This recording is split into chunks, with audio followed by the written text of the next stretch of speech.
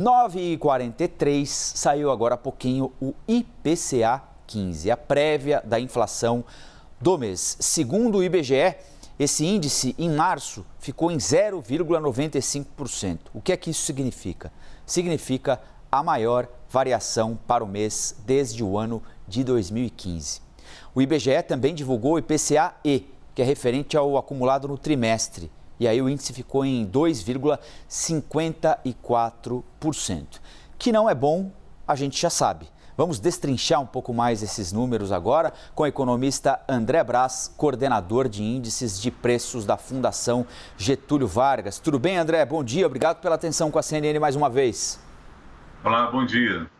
André, então, nunca houve tanta inflação para o mês de março desde o ano de 2015, mais de 2,5% no acumulado do ano até agora.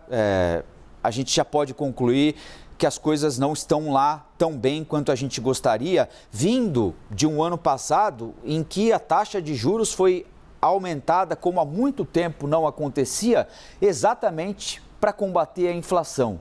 Por que esses dois movimentos não estão conversando, André?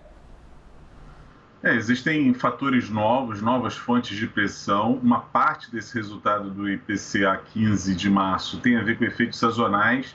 São efeitos que não duram por muito tempo, como o que vem pressionando o grupo alimentação, principalmente em torno dos alimentos in natura, né?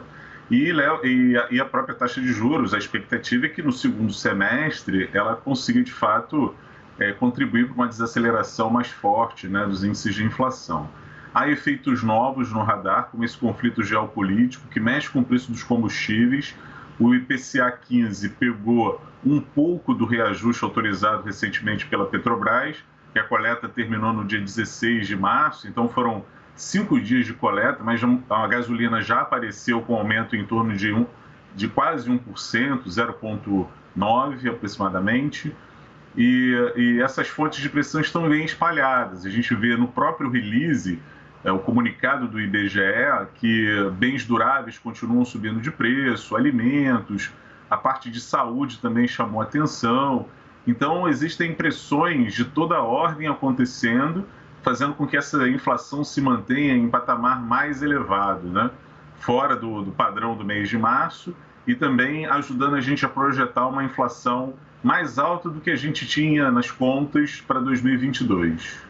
Agora, André, a gente tem noticiado aqui recorde de inflação na Alemanha, recorde de inflação no Reino Unido, recorde de inflação nos Estados Unidos, né, que inclusive subiram a taxa de juros recentemente.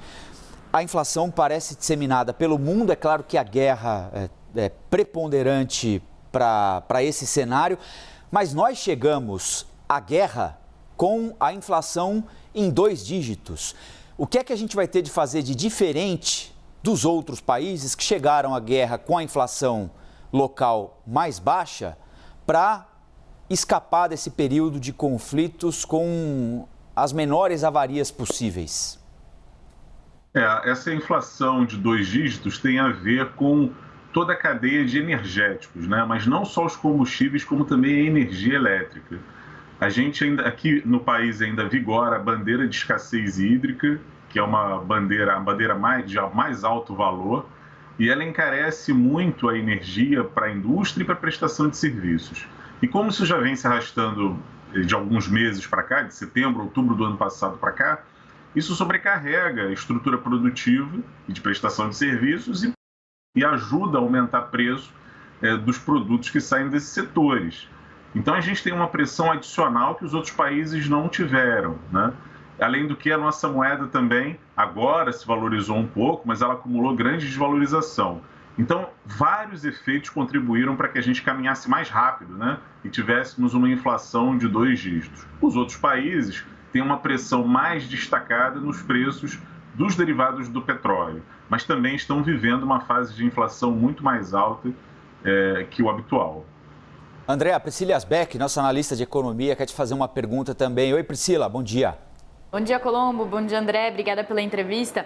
André, uma discussão importante agora do momento é a questão da alta dos juros, né, da taxa Selic. Então, ontem até algumas declarações do Banco Central apontavam para uma proximidade do fim do ciclo de alta, né, com a Selic indo a 12,75, dos atuais 11,75, e terminando o seu ciclo de alta nesse patamar. Queria que você trouxesse a sua avaliação sobre o quanto que você acha que essa alta forte dos juros está ajudando a conter a inflação ou não, e o que esperar, então, de medidas do Banco Central em relação aos juros daqui para frente?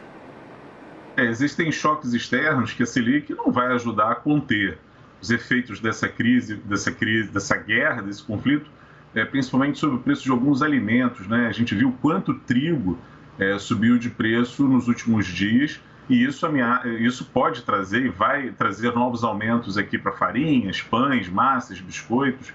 Então, existe um limite para a própria política monetária conter o avanço desses preços aqui no Brasil. E à medida que a Selic também avança muito, ela não contribui para a retomada da nossa atividade. Fica mais difícil, leva mais tempo para a economia retomar daqui a pouco. E existe um diferencial de juros, né, que a gente tem que manter, o juro real que a gente tem que manter. Então, a gente sobe juro na medida também que a inflação nos pressiona um pouco mais, mas não muito acima desse patamar.